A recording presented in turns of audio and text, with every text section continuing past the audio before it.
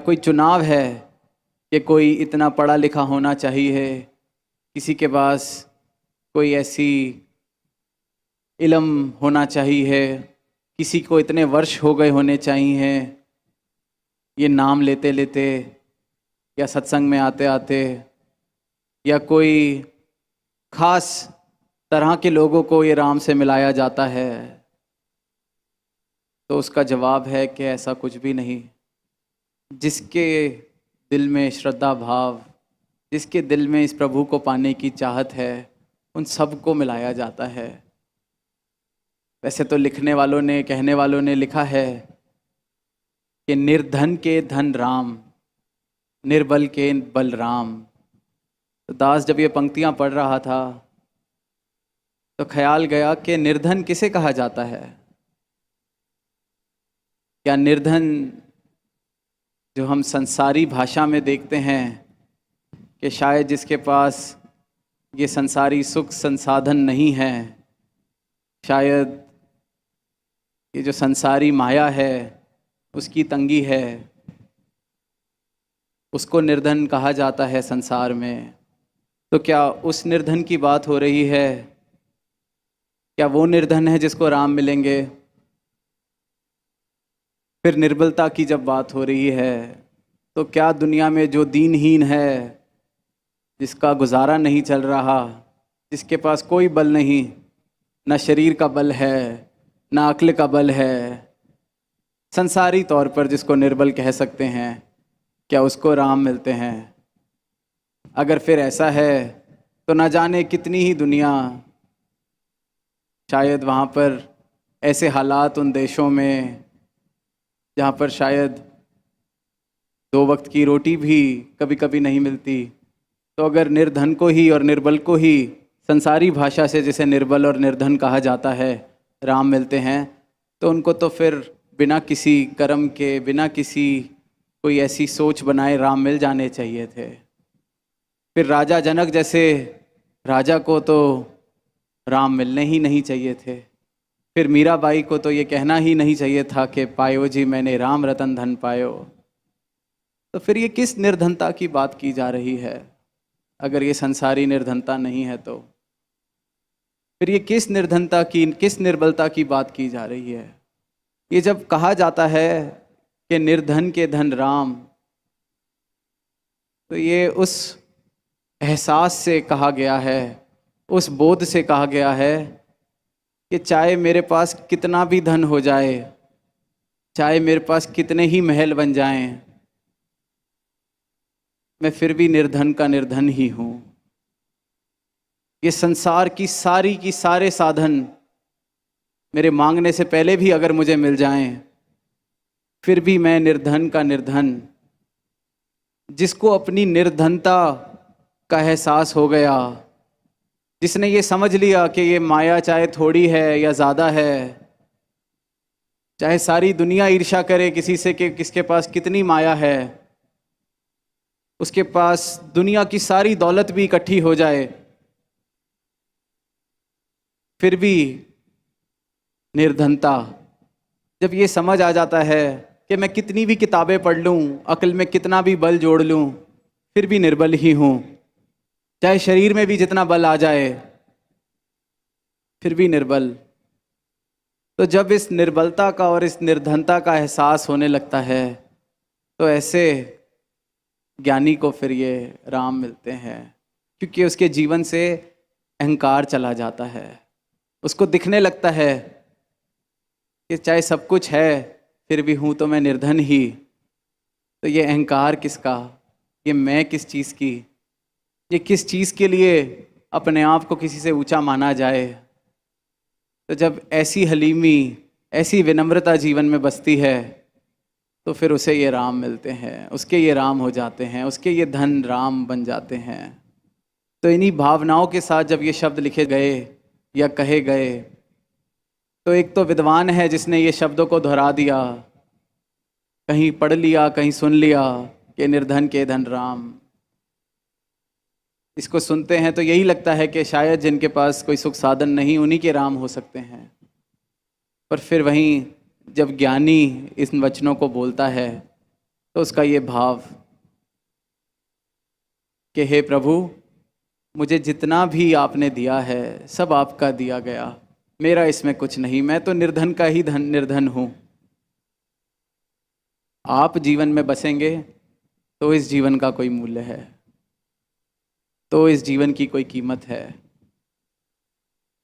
तो इस प्रकार से निर्धनता का और निर्बलता का एहसास जब होने लगता है, समझ आने लगती है कि ये क्या अहंकार, किस चीज़ का अहंकार, ऐसा क्या है। 5 तत्व का शरीर मिला है मुझे भी, जो हर एक इंसान को मिला है। कोई अनोखी बात नहीं, परमात्मा ने एक जैसा बनाया है। हाँ, कुछ कारणवश हो सकता है कि मुझे अच्छे इल्म, अच्छी पढ़ाई करने के अवसर मिल गए, हो सकता है कि मुझे ऐसी अपॉर्चुनिटीज़ मिल गई कि मैं संसार की दौड़ में कहीं आगे किसी नंबर पे खड़ा हो गया, बिल्कुल हो सकता है, और वो उससे कोई परहेज भी नहीं। जब राजा जनक को भी ज्ञान हुआ तो उन्होंने गुरु अष्टावक्र से कहा कि अब फिर ये राज्य का क्या करना है। तो उन्होंने कहा, पहले इसको कैसे चलाते थे? तो कहते, पहले मैं अपना मान के चलाता था कि राज्य मेरा है, पर आपने जब ये ज्ञान दे दिया है तो अब समझ आ गई है मेरा तो कुछ है नहीं, तो अब फिर करना क्या है इस राज्य का? तो गुरु अष्टावक्र ने कहा कि अब तुमने इसको मेरा मान के चलाना है, कि गुरु ने तुम्हें दिया है। तो उसने चरणों में सर रखा कि आपने तो असली मतलब क्या है भक्ति का ये समझा दिया। भागने का तो नाम है ही नहीं भक्ति। और फिर जो राजा जनक के भाव हुए, कहते जब तक अपना समझ के चला रहा था फिर भी मैं शायद गुस्ताखी कर लेता कोई इसको चलाते वक्त, पर अब तो ये आपका है, अब तो मुझे और संभाल के इसको चलाना पड़ेगा, सेवा भाव से चलाना पड़ेगा।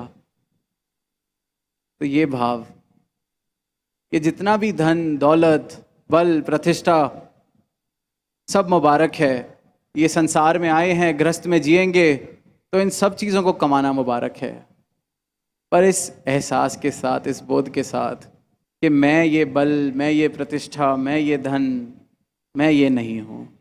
ये तो इस जीवन यात्रा को चलाने के लिए मिले हैं। इनके साथ ऐसी आसक्ति ना मैं कर बैठूं कि इन्हीं में ही घुल मिल के मेरा जीवन कटता चला जाए। कबीरदास जी लिखते हैं, भक्ति द्वारा सांकरा राई 10वें भाव। कहते हैं जो भक्ति का द्वार है, सिर्फ द्वार की ही बात हो रही है अभी, वो इतना सांकरा है, इतना पतला है, इतना बारीक है कि जैसे राई के दाने के 10वें भाग के जितना पतला, बारीक, सांकरा।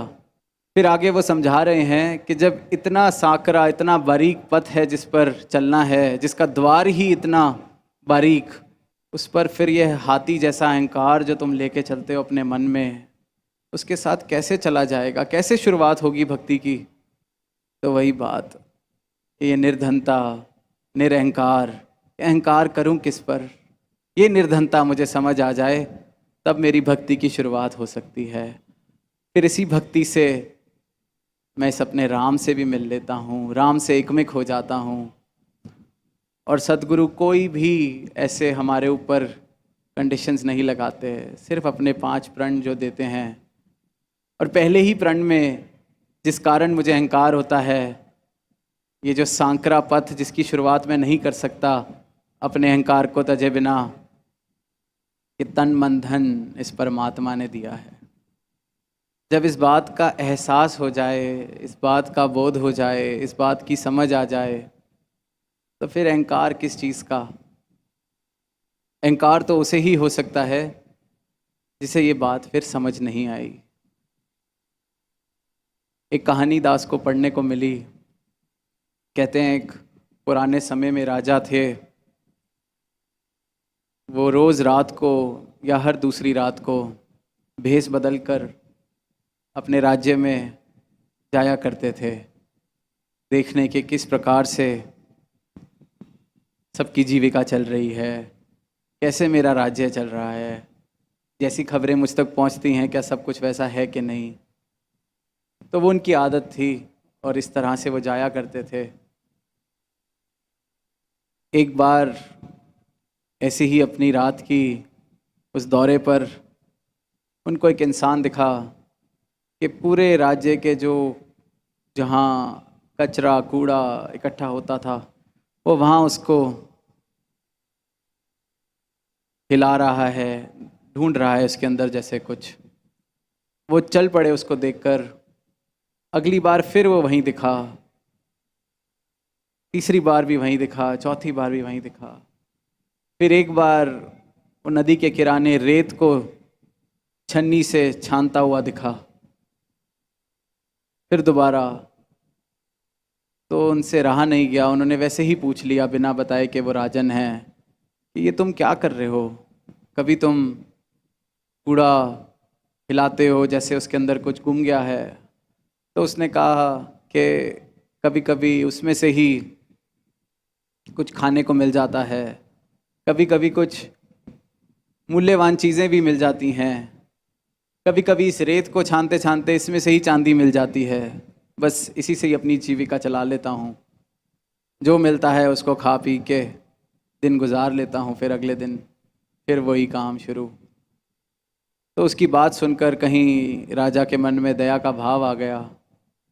तो उसने अगले दिन जहाँ वो कूड़ा अपना रखते थे शहर का, और वो उसको पता था कि ढूंढने आएगा, तो वहाँ उसने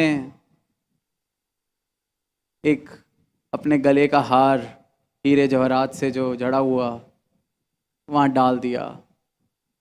और फिर ये चेक भी करवाया कि इसने जब कूड़ा ढूंढा अगले दिन तो इसको वो हार मिला कि नहीं।